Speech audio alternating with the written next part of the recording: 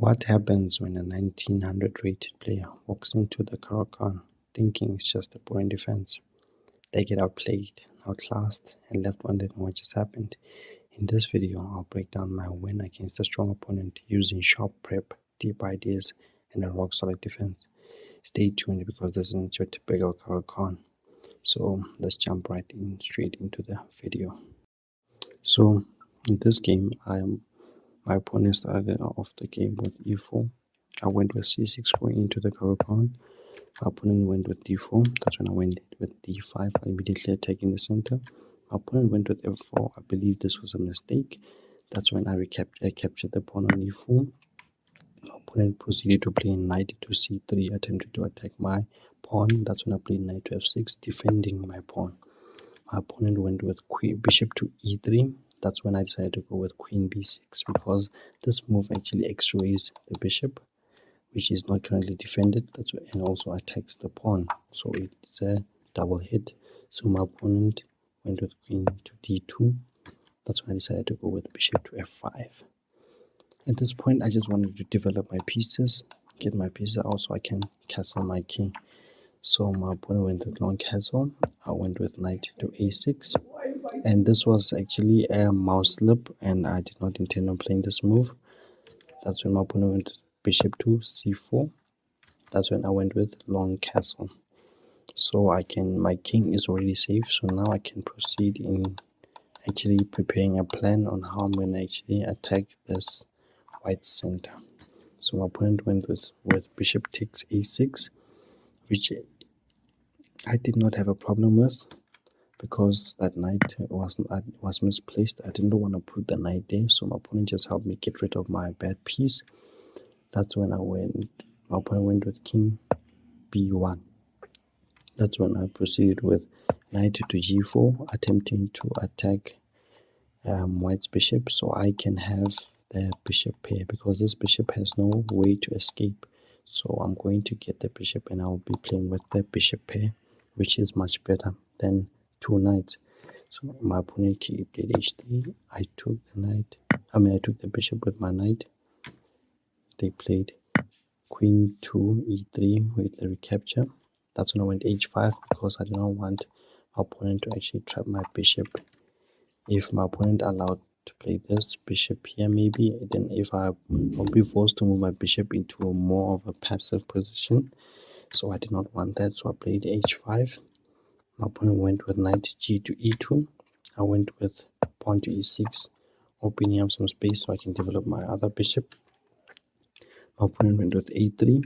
That's when I went queen b6, actually threatening, looking at this pawn with this bishop. Looking at this pawn, I cannot take, because if I take, my opponent has knight to a4, which will actually attack my queen, and the queen will actually look at the bishop there. So my opponent went with a4. That's when I went with queen b5. My opponent played knight to c3, attacking my queen once more. That's when I just stepped away with a5, queen to a5. At this point, we were just shuffling our pieces around. My opponent went with knight c5. That's when I just developed my bishop. I did not want to take the knight because I already have the bishop here. I don't want to give it away. So my opponent went with knight b3. That's when I retreat my queen back to b6. My opponent went with g4, attempting to attack my bishop. That's when I took, and they took back. That's when I traded the rooks off the board. That's when my opponent took back, and I played bishop takes g4 actually, and my opponent went with queen takes e4. And in this moment, there's a tactic, and I will just pause the video and look at this game and look if you can see the winning move for black, which I missed, and I'll just give you guys a few moments to actually find that move.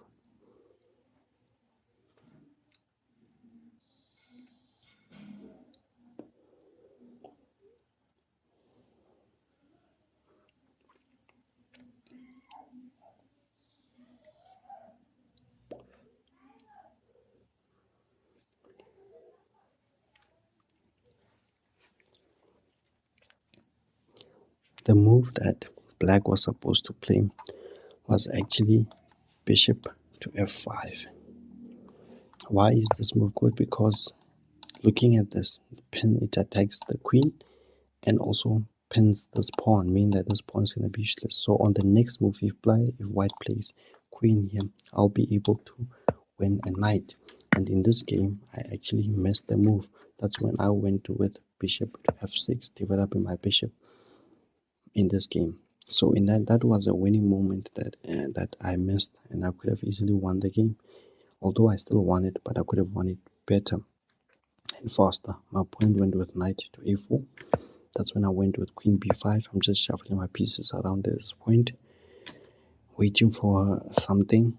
That's when my opponent went with knight c3. That's when I decided to actually trade the queens. And my opponent refused to trade queens. They went with queen to e3. That's when I just moved my king to b8. My opponent went with knight to e4. That's when I went with bishop to e7.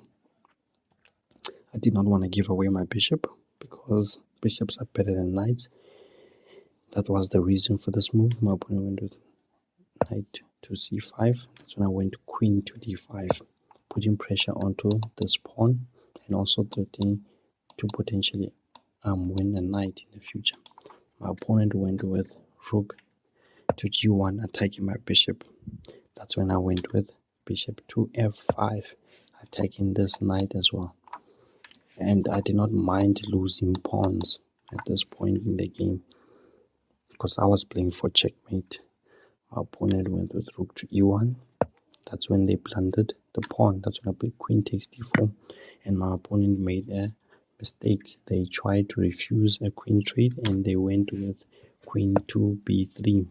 Not looking at the knight anymore. And now the knight is weak. So that's when I played bishop takes c5. My opponent went with knight takes c5. That's when I went with queen c5, and my opponent resigned at this moment. So as you can see, in this game, it's just a very easy game if you just play simple chess and understand basic opening principles. This is how I've beat this really strong player that I was playing against.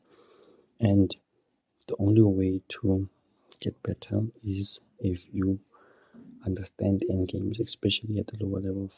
So any of my lower level viewers, what you can take away from this game is if there is no good moves in the opposite position, just shuffle your pieces around, look for development, and that's what I've been doing.